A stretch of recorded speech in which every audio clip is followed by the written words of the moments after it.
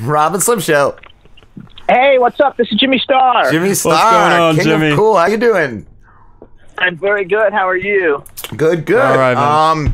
We had so much that we didn't get to last time you were on, and I just thought it'd be great to talk again. Cool. You have to tell me like by voice so I can determine who's Rob and who's Slim. I'm Rob. And I'm Slim. Okay, now I got it. Yeah. Nice. And last time we had John Poveromo in and his buddy Ryan. And did you work with John? He came on our show. He came on my show, and we were gonna go see a show that he was doing, but it didn't work out. It didn't work out. He's a great guest, though. Great guy. He's a great guy. He's funny. His book is out, I think, or about to come out if it's not out already. Yeah. And we had a good time with him on the show. Cool. Did he come in live? No, we did it on Skype though, video Skype. So he, it was live. It was live. Well, yes, it was live. Yeah, I didn't know if he came in person though. That's still cool though. I can't have people come in because like I have a killer dog. They'll eat anybody who comes near me, and so everybody Skypes in. We're trying to move to Palm Springs. When we move to Palm Springs, we're going to build a studio that people can actually come to. Cool. And sit in with us, but not yet. We're working on it. Yeah. Baby steps. Exactly. I was going to say, last time you mentioned towards the end that you dress the stars. Is that for concerts, or is that for photo shoots, or is it for both? I'll tell you what, the way I broke into the entertainment industry was I was a celebrity clothing designer. And the way I started that was I made all cool, one-of-a-kind clothes. I had a store that was written up in Women's Wear Daily. It was in Florida when I lived in Florida. Okay. And it was a really cool store. And then I would go to, like, conventions, like horror conventions, pop culture conventions, and I would take racks and racks of clothes and set them up in my hotel and get all the celebrities to come try stuff on it. Anything that they liked, I would just give it to them as long as I could take pictures. Oh, that's amazing. Of them. And that's how and then, they all became friendly because usually, most of the time, most people kind of like me. And, and then they would come on my show. So that's how I started. That's the way I got into it. And then I did the costume design for Too Fast, Too Furious, worked on a bunch of indie films and dressed Elton John and Madonna and all kinds of people. And that was just kind of like how it blossomed and grew from there. What has been one of your favorite interactions doing that? Well, like my favorite actors are Lance Henriksen and Malcolm McDowell. I love them. And so like my favorite interactions was with Malcolm. First of all, I'm gay in case anybody who's listening doesn't know. But like when I met Malcolm McDowell, I whispered in his ear, I said, "I know you're straight, but I think you're gorgeous. And if you were gay, I'd go out with you in a heartbeat and rock your world." and he started laughing, and his manager heard, and they were like, "Oh, they're getting ready to make a movie. All the women love Malcolm McDowell. Maybe we'll make it all the women love Malcolm McDowell and one man too." And then we became friendly like over that weekend, and we ended up going to dinner and breakfast, and he would take his breaks during the convention, and I would meet up and we would do tea, and we just kind of like became real friendly. And because he was like one of my like idols, for me it was like a really big deal. That's cool. And same thing. Clive Barker. What's that, Jimmy? Barker's a really cool. Clive Barker.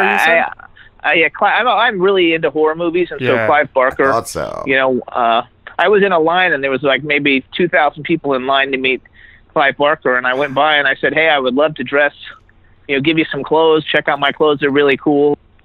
And he was like, "Oh yeah, maybe we're not sure if we'll be able to do it because there were so many people. Everybody wanted to meet Clive Barker." Yeah. And then like the guy who plays Pinhead and a bunch of different people came to the room, and I guess Clive Barker saw some of the clothes. Wow. So I got a phone call at like 1:00 in the morning where I was at a party, and they were like, "Clive Barker would love to come see the clothes. Could he come see him now?" And I left the party immediately, and he actually stayed in my room from like 1 a.m. till like 8 a.m. Just checking different stuff out? Telling us stories, and he gave me a copy of his book, and he's a real famous artist also, and he drew on the first 2 flaps of the book like this picture, just for me, like a one-of-a-kind picture in this book. That's awesome. And then gave it to me like as a gift, and for me it was like, if you like horror people and you get to meet the biggest people in horror, it's kind of like a really cool thing. That is very cool. Has anything ever like gone wrong in like in a situation where you've been dressing somebody that you had to like think quickly on your toes to like make everything right? I think things always kind of like go wrong, and just like about everything that you're doing. So I think that probably has. Nothing comes off the bat. I'm pretty quick on my feet. Yeah. And pretty quick thinker in ways to get out of like things. So it doesn't usually happen a lot. I mean, I've been so fortunate to do stuff with some of the coolest people. Like, I spent a couple hours hanging out with Norman Reedus from The Walking Dead, and Anthony Michael Hall. Cool. I actually went to breakfast with Lance Henriksen, Doug Bradley, who plays Pinhead, and Malcolm McDowell, which was really cool. I went to Halloween Horror Nights with Jason Mewes. Wow, that's amazing. That is so cool. And it was great because we didn't have to wait in line. It was like Jason Mewes and Tom Savini, who's like a big in horror films. And who else was there? I think Jake Busey, I think, was there. I don't know, just like a lot of cool people. Yeah, were there. So awesome. So it's just been fun. You know what? You got to have fun. Yeah. In life, it doesn't. You work your ass off. You got to have a lot of things that bring you joy and make things fun. Like that. That's what Slim. He's joyless. That's why he's not fun as well. I tell him that all the time, Jimmy. I just message him out. I'm like, you're not fun. You're not fun. Right, he does. It just reminds me. You're a joyless prick. Yeah. That's pretty much what we take 5-minute breaks and they're just Rob telling me how like depressing and how just terrible I am. You gotta love it. You guys have a lot of great guests on your show. Like, who's like a favorite guest? Well, we talked last time. The last time we spoke, we had I mentioned Spencer Grammer, and we had Steve Coulter, and we had him on last week for the second time. Steve Coulter from The Walking Dead is so cool, and we also had an actor last week named Kenny Liu, who's in a new series on National Geographic.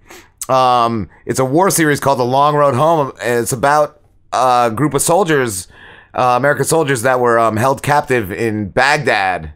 And yeah, we talked to him. That was really cool talking to him. Still, one of my favorite guests, and it was a couple years ago, we had this guy, John Pezian, who was a ventriloquist, and he was one of those guys that has been in the business for years, I think like 40 years. He had stories about working with Dice, about working with Jerry Seinfeld. He had stories, there's some amazing stories, and he was really cool too.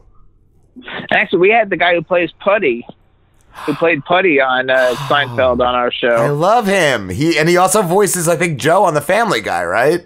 Yeah, he's Joe on The Family Guy. He's Putty. He was the original Tick. I was going to say, he's the Tick. Yeah. Yes. And now he's on Lemony Snicket. He was in Ted. Did you see Ted? I did. Yes, I did. I loved him in that. He was the guy, the two gay guys who get married, who are always picking on everybody. He's one of those two guys in Ted. Yes. And both Teds. He's in both the Teds. I never saw Ted 2.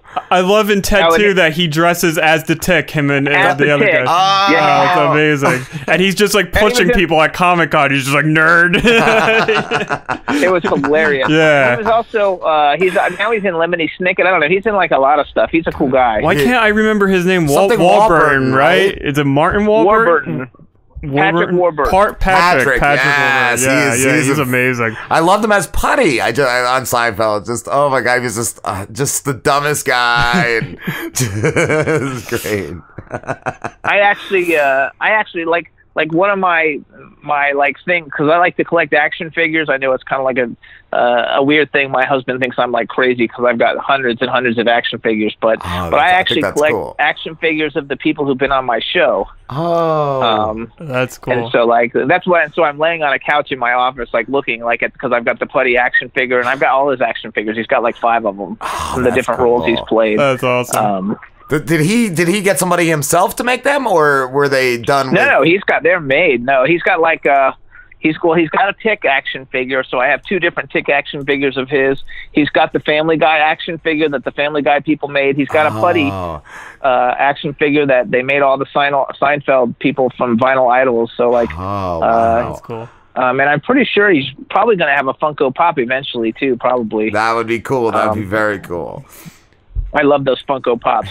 That's like the ultimate to me. Like, if you get big enough, I mean, how cool it would be to have like Rob and Slim Funko Pop action figure doll thingies. Like, I want one so bad. I mean, I can get one made, but I want to be big enough Yeah. That somebody, that Funko says, hey, we want to use your image and make a Funko Pop doll. In my head. Recently, that's when you make it. Yeah, recently at one of the stores that I was at, they sold out within minutes. They had Bob Ross Funkos. Oh, that's amazing. Yeah. I was like, how cool is that? Very cool. Very cool. Jimmy, I wanted to ask you too. I love it. I saw you were an author. Yeah. I am. I mostly write horror stories, even though I'm doing like a science fiction, like young adult book right now. Okay, that's what I was going to ask. I've written a bunch of horror stories. I like horror, so I've done a bunch of horror short stories. I actually, one of them, I have a writing partner. We write everything together, and I have one called Belladonna, A Vampire's Journal, and it won the Charles Dickens Award for short story in 2016. That's awesome. I saw, and I have that. I wanted to check out the Gene. Is that how you say it? Oh yeah, the Djinn. The Djinn, yes. You don't pronounce the D. Yeah, it's a good one. Oh yeah, it's about an antique dealer who's unhappy with his marriage and receives a book to appraise, but it's like a gateway to summon the Djinn. Absolutely. You can send me your text me your email on Twitter, and I'll send you copies of everything for you to read. Did you check one out, Slim? I don't know if. You don't know? Okay, I don't know if you did or not. I remember when we first had Jimmy on, we were looking at his books, and that one I thought looked amazing. That does look cool, and I'm a huge fan of Wishmaster, and if it's horror, that's... I also have a book called The Beaumonts, which is kind of loosely based on Dallas, the TV series. I want to turn it into, except for instead of the oil business, it takes place in Virginia, and it has to do with the bourbon industry.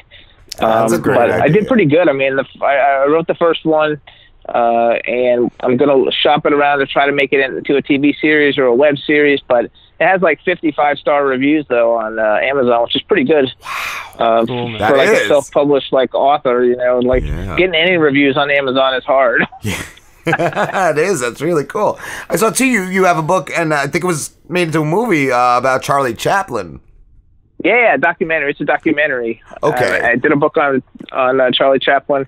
It got made into a documentary. It was on Netflix for a little while, but now it's not on Netflix. And I don't know exactly what's happening to it. It'll go back. Eventually, it'll go back, or it'll be on some other video on demand channel. But I'm a mover and shaker. I really anything I do. I try to do it the best that I can do it, and I try to involve anybody who seems to be someone I could work with, so everybody can work together and everybody can do well. And that's why people like me on Twitter, actually. I'll tweet with you if you've got 1 million people and you're super famous, and if you got 30 followers and you tweet to me, I answer every tweet. Yes. So I talk to everybody. Everybody's out trying to do whatever it is they're trying to do, and if everybody kind of works together, everybody can do well, not everybody just one person. Come up together, exactly. I like that. And I wish everybody else thought that way. Yeah. But I think that's the way it should be. There's no reason why everybody can't help each other, where everybody's successful, as opposed to one person, trying to grab it all. Yeah. I hate that. I hate that when people send me messages on Twitter and they'll be like, will you retweet this for me? And I'm like, I don't even know who you are, and you've never tweeted to me or anything. Why am I going to retweet stuff?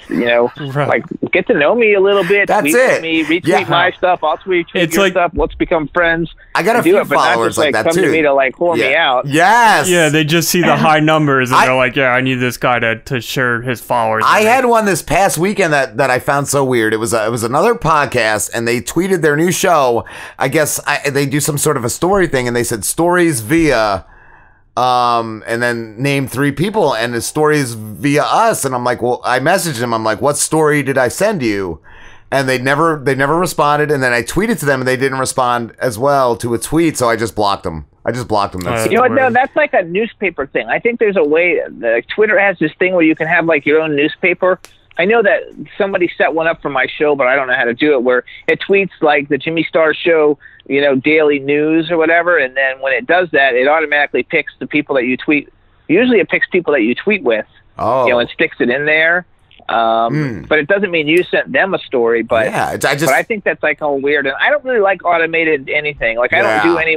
people are always asking me, like, because I tweet like at all hours of the day, and they're like, what program do you use to automate, all your tweets and stuff? And I was like, I don't automate anything. All I do is when I'm on there, I'm on there and I tweet live. I do the same. Yeah, I do the same. I don't. I've had a few other podcasters tell me to automate the show where it just tweets it all day, and I don't like that. I just tweet it once and I'll pin it. I don't like it either. No. I think everybody knows that. First of all, I think people know it, and I think it's not genuine, and people really want you to be tweeting with them. Yeah. And I think that if it's automated, to me, it's just not something that I like, and I think that's one of the reasons why I have a big following is because it's because if you have an automated tweet and you're tweeting it out there and somebody responds, you're probably not paying any attention to that because you didn't do the tweet in the first place. Exactly. So when somebody people like it.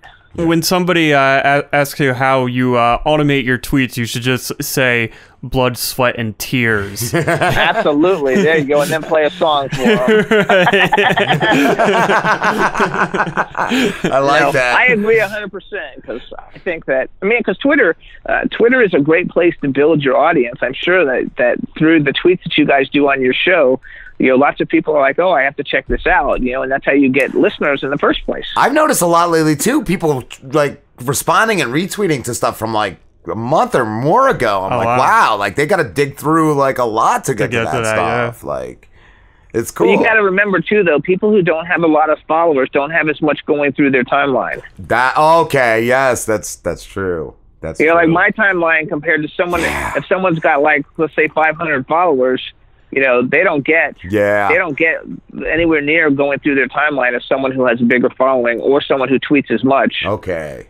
Yeah, because I tweet way too much. I play with my tweeter way too much, Jimmy. I'm on it all the time. Yeah. Like, literally. Like, I'm tweeting all the time. Like, it's fun, and that's how I meet people. Yeah. I had this fabulous lady in Germany who just sent me a care package from Germany as a belated birthday, present, who's a fan of the show, and just kind of like that in my, I don't know if I want to call it my group. I had like a group of like, a couple of hundred people on Twitter, like 200 people where we tweet with each other almost every day.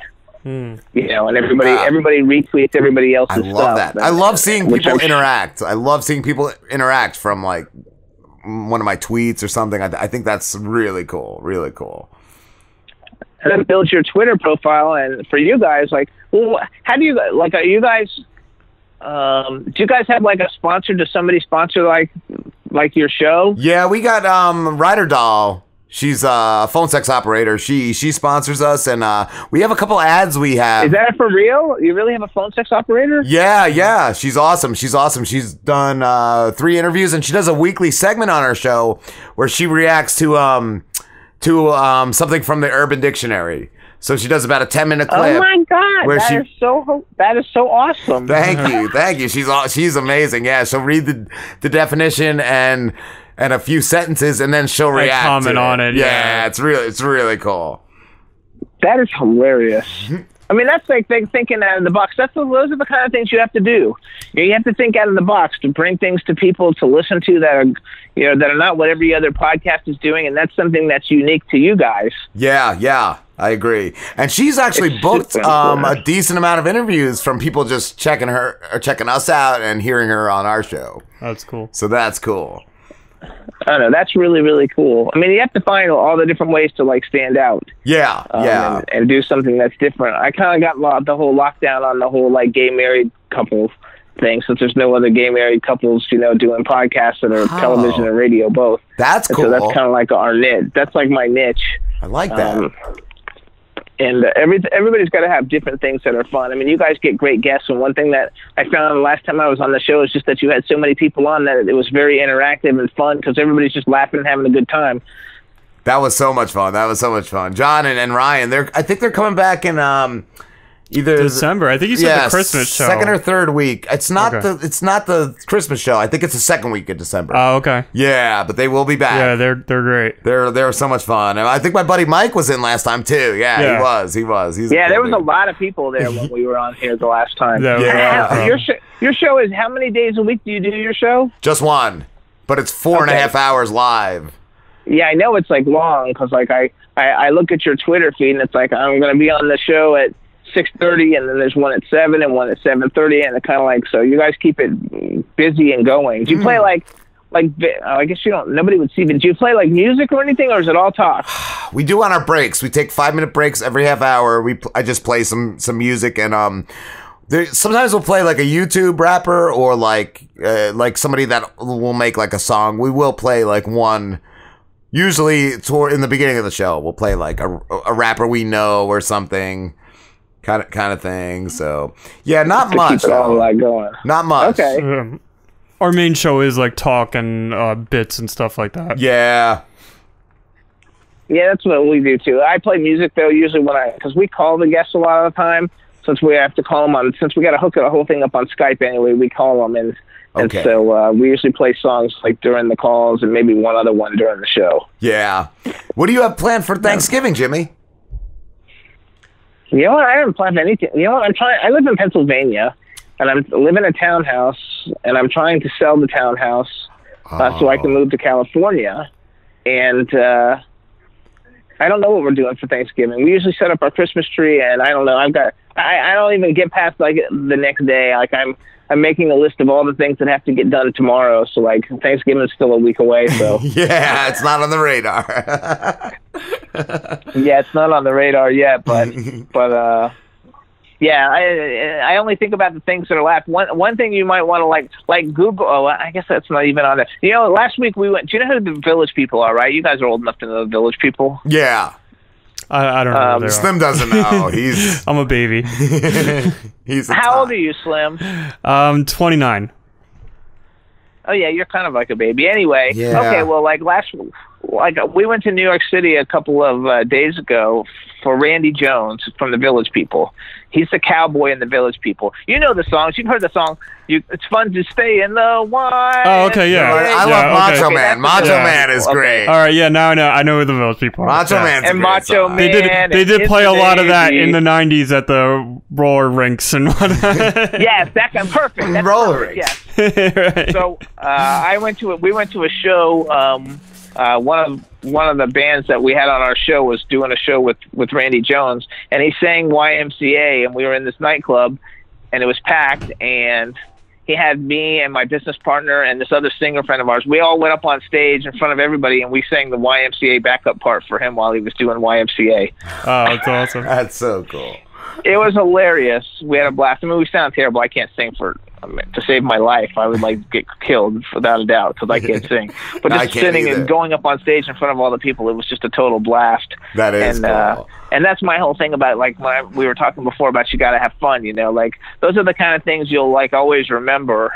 You know, when you get to do cool things. You know, like that. Like having cool guests, like you mentioned, Steve Coulter, who, by the way, his acting career is just taken off, unbelievable. Yeah, something all the time. I see. You know, he was in, I don't know, probably because we also had him on our show like 2 years ago, and in those 2 years, like I turn on the TV and watch different made for TV movies and different movies and stuff, and I see him in a lot of stuff.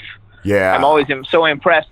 It's always so much fun to see a movie that somebody's in, and when you see the movie that they're in and they're like, oh yeah, you know, I know him, he was on my show, and you guys could say that. You can be watching something, you'll see him, and you'll be like, oh yeah, we know him, he was on our show. To me, that's like the coolest thing ever. Yeah. I just did that the other day, and I was excited because I was watching one of my favorite TV shows, Mr. Robot, and I paused it at this random scene where there's just this police officer on the screen, and on Amazon they tell you who the actor is. I didn't recognize him right away, but it was this guy Chester Jones, who we've had on twice a couple years ago, and I'm like, wow, he's in Mr. Robot. That is a great show. Oh, I love that show. So I'm only in the first season. I've watched about 6 episodes, but it's a great show. Oh, just really, really well written, phenomenal writing in that show. Jimmy, we have to wrap this up, dude. It sucks. I could always go on with you forever. You're an amazing person to talk to. Hey guys, it's always a pleasure, and anytime you need anything on Twitter, just make sure you let me know.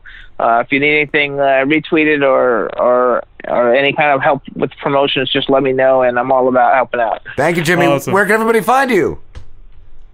Oh, you can find me on Twitter at Dr. Jimmy Star or JimmyStarsWorld.com. I guess has everything. So JimmyStarsWorld.com or at Dr. Jimmy Star. Awesome. On Twitter and Instagram. Awesome. And you guys, thank you so much. And if we don't talk to you, have a great holiday weekend. Thanksgiving's coming up in a holiday season, I guess I should say. Yeah, you too. You too, Jimmy. All right, guys. Thanks a lot. All right, later. Anytime.